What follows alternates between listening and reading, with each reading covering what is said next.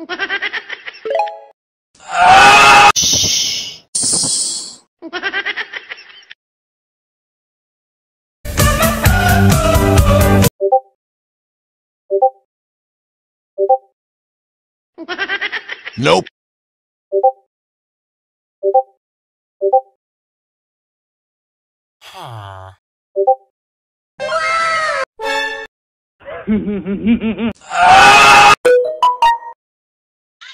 Hey, man, sí, no, la verdad canta bonito, o sea, canta bien.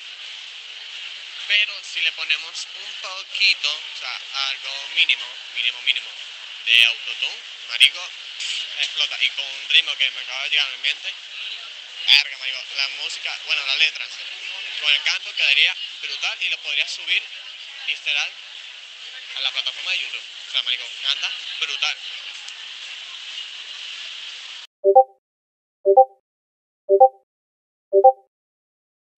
Este, lo que mira, literal, canta súper bien, la letra está bien. Lo único que, como digo, le metería un poquito de autotune, eso sí. Le metería los enfocaría a él en enforzarle más la voz y ya, literal. Pero el marico está súper bien. Es una cosa ahí, pero lo puede mejorar, es súper criminal, marico. Y con esa música lo puedes reventar. Bueno, yo soy, a mí me dicen yo, oíste, por si acaso. ¿Qué estás hablando?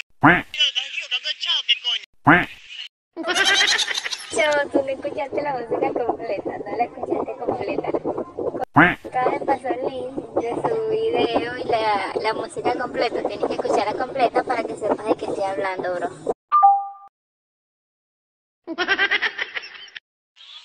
Disculpa, ¿verdad? Pues, o sea, no sabía, pues.